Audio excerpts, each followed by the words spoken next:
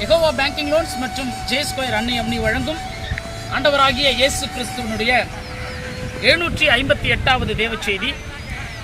கர்த்தராகிய இயேசு கிறிஸ்துவனுடைய நாமத்தினாலே.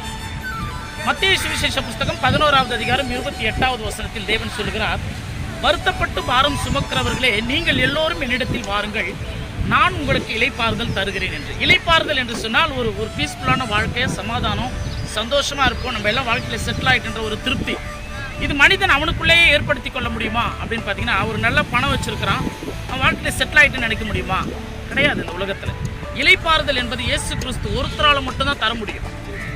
பாருங்க, ஒரு மிகப்பெரிய ஐஸ்வர்யவான் சகேயு என்பவன் அவன் வட்டிக்கு வேற தொழில் செய்திருந்தான். ஆனாலும் அவனுடைய வாழ்க்கையில் ஏதோ ஒரு குறைவு, அவனுக்கு ரட்சிப்பு இல்லை, சமாதானம் இல்லை. இயேசு கிறிஸ்து எப்படிப்பட்டவரோ என்று அவன் இயேசு கிறிஸ்துவை தேட ஆரம்பித்தான். இயேசு கிறிஸ்து வீட்டுக்கு போயிட்ட பிறகு அவன் வாழ்க்கையில் வட்டிக்கு விட்டு அநியாயமாக சேர்த்து வச்சிருந்த பொருள் எல்லாத்தையும் 4 மடங்கா திருப்பி தரான். அவன் வாழ்க்கையில் பணம் தான் சமாதானம், பணம் தான் இளைப்பாறுதல்னு சொல்லிட்டு அதுக்கு முன்னாடி நினைச்சிருந்த ஒருத்தவன் இயேசு கிறிஸ்துவை பார்த்த பிறகு உண்மையான இளைப்பாறுதல், உண்மையான ரட்சிப்பு எதுன்னு தெரிஞ்ச பிறகு பணத்தை எல்லாத்தையும் தூக்கி வீசுறான். வாழ்க்கையிலே அவன் குடும்பத்துக்கு ரட்சிப்பு வந்தது. இப்படி கர்த்தராகிய இயேசு கிறிஸ்து மனிதனை வருத்தத்தோடும் சஞ்சலத்தோடும் பாடுகளோடும் இருக்கிறாயா, நான் உனக்கு இளைப்பாறுதல் தருகிறேன் என்று சொல்லி என்றும் அழைத்து கொண்டுதான் இருக்கிறார். நம்ம நினைப்போம், மனுஷனுக்கு வருத்தமே இருக்காதானா?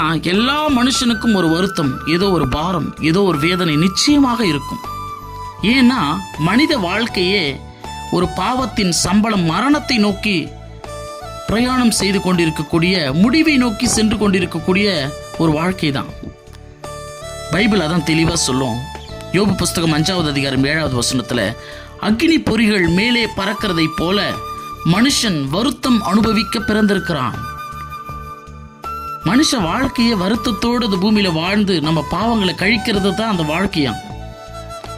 இன்னொரு வசனம் தெளிவா சொல்லும், ஸ்திரீயின் இடத்தில், ஒரு பெண்ணினுடைய வயிற்றில் பிறக்கக்கூடிய எவனும் வாழ்நாள் குறுகியவனும் சஞ்சலம் நிறைந்தவனுமாயிருக்கிறான்.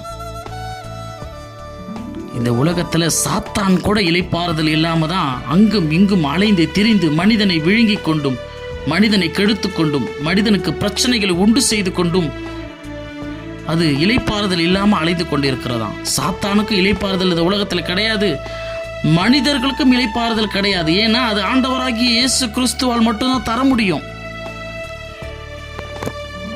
நோவா என்ற ஒரு மனுஷர் வாழ்ந்தார் ஒரு காலகட்டத்தில்.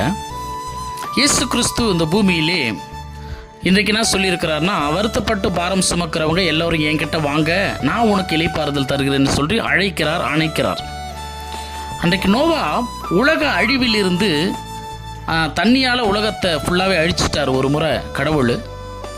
அந்த நோவா கடவுளுக்கு பிரியமாக உண்மையாக வாழ்ந்ததினால் நோவா குடும்பத்தில் உள்ள 8 பேர் மட்டும் காப்பாற்றப்பட்டாங்க. அப்போ தண்ணி வடிஞ்சிடுச்சா, நம்ம கரை சேர முடியுமான்னு சொல்லிட்டு தன்னுடைய பேழை என்ற கப்பலில் இருந்த ஒரு புறாவை நோவா விட்டார் வெளியில். அது போயிட்டு அங்கும் இங்கும் திரிஞ்சு மீண்டுமா அந்த பேழையை நோக்கி ஓடி வந்தது. ஏன்னா வசனம் சொல்லுகிறது, பூமியின் மீதெங்கும் ஜலம் இருந்தபடியினால் அந்த புறா தன் உள்ளங்கால் வைத்து இளைப்பாற இடம் காணாமல் மீண்டுமாக அந்த படகுக்கு கப்பலுக்கே வந்துச்சு. உடனே நோவா கையை நீட்டி அந்த புறாவை எடுத்து மீண்டுமாக பேழைக்குள் அடைக்கலம் கொடுத்தார். இன்றைக்கு ஆண்டவராகிய இயேசு கிறிஸ்துவும் அப்படிதான். உலகத்தில் நீ எங்கே போனாலும் உனக்கு இளைப்பாறுதல் கிடையாது. அந்த புறாவை போல அங்கும் இங்கும் திரிந்து தான் நீ வாழணும்.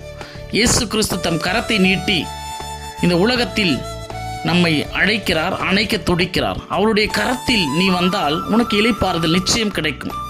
ஆகவே இளைப்பாறுதலை தேடி உலகத்தில் அங்கும் இங்கும் அலையாதீர்கள். கர்த்தராகிய இயேசு கிறிஸ்து உங்களை அழைக்கிறார். அவருடைய கரத்திற்குள் வாருங்கள்.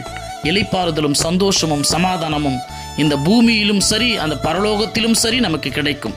இயேசு கிறிஸ்து உங்கள் அனைவரையும் ஆசீர்வதிக்கும்படியாக அடுத்த தெய்வ செய்திகளோடு நான் உங்கள் மெய்யான இயேசு சபையின் சகரியா சதீஷ்குமார்.